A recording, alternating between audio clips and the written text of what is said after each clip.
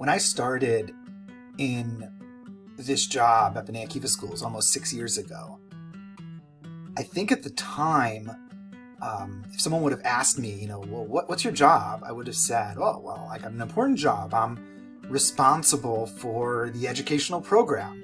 I'm responsible for student learning. And I think one of the lessons that I keep relearning is that really isn't my job.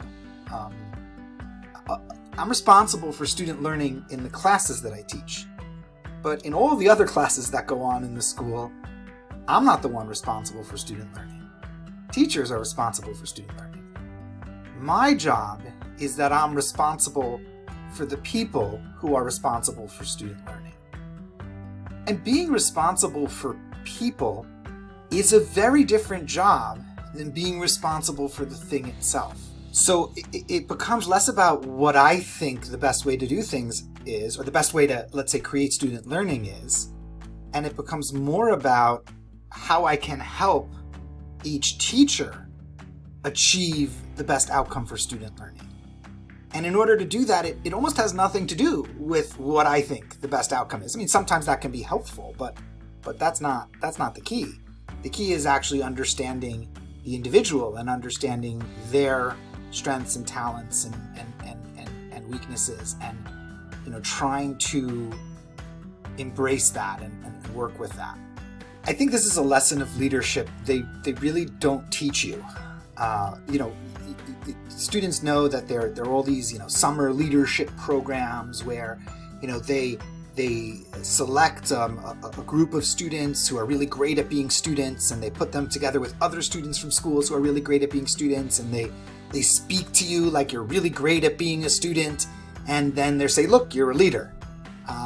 But that's not what leadership is about. Leadership is about people. It's about actually understanding people and understanding how you can help them achieve what they need to achieve.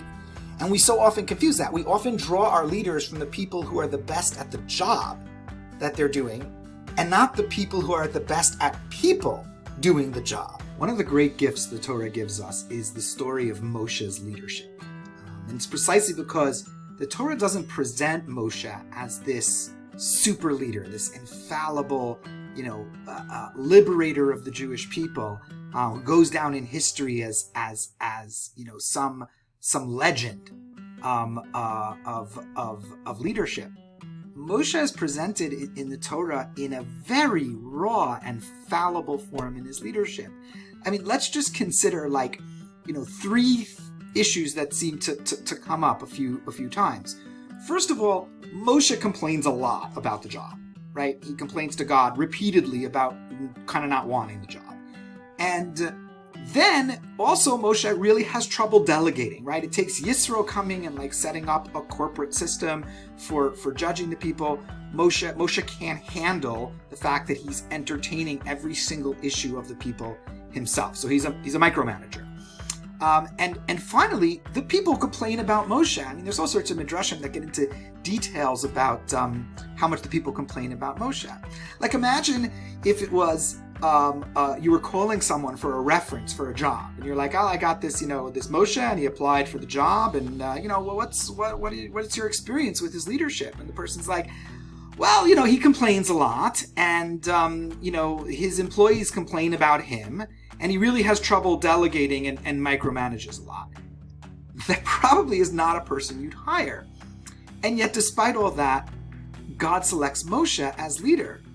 Many commentaries talk about Moshe's leadership. I think probably one of the most thorough and comprehensive Sfarim is Rav Moshe Lichtenstein's Tzir V'Tzon, a sefer really delving into the depth of who Moshe was as a leader and how his leadership develops over time. In the end, God selects Moshe as a leader because Moshe has one key trait that perhaps God sees as most significant for the people that he's about to lead out of slavery.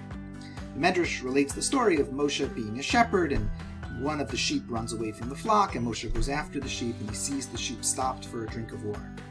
And instead of hitting the sheep and getting it back into the flock and finishing his job, Moshe patiently waits for the tired sheep to finish drinking, He lifts the sheep up on his shoulders and carries it back to the flock. And it's at that point that God's like, yeah, that's the guy, right? That's the guy I need. And that's when he encounters the burning bush and receives his mission, his prophecy from God. What is it about that moment? What does God see in Moshe? Many commentators have picked up on this key character trait of empathy that Moshe shows in that moment, that God connects to what the people need. And that carries through. I mean, really until the second half of Sefer Bamidbar, where there's a new generation, and then Moshe starts to maybe go off the rails a little bit. But in most of Moshe's time as a leader, he understands that his responsibility is to his people. He understands his people's plight. In fact, so much so, he understands that his responsibility is to his people before his boss. Again, let's think about it in modern terms. God hires Moshe for the position of leader. What would most people do when they're hired in a position of leader? They would say, my responsibility is to my boss, right? Most CEOs say, my responsibility is to my shareholders, notwithstanding the fact that that's legal. There's all sorts of contractual stuff that makes that the case. But leaving that aside, most people say, I'm responsible to my boss, right? I have to do what my boss wants. Not Moshe, right? Moshe repeatedly argues with God for the sake of the Jewish people. Moshe understands, despite his not really wanting the position, despite the people complaining about him, despite the fact that he's not really good at delegating, the core trait that Moshe has that's so valuable is that he sees his responsibility as first and foremost to understanding his people and providing for their needs. But to be completely honest, I think that's really hard. There's a certain negation of self that's required to lead in that way. To be able to say it's really not about me and it's really not about what I want. And everything we learn seems to run counter to that. Every reason we're selected for leadership positions is because we were so good at doing something that people want us to bring that to everyone else, right? And share with everyone else what we're really good at. The counterintuitive idea in Moshe's leadership and the counterintuitive lesson in leadership in general is that it's not about you. It's not about what you're really good at, but it's actually about understanding what other people are good at and helping them achieve that. Shabbat Shalom, everyone.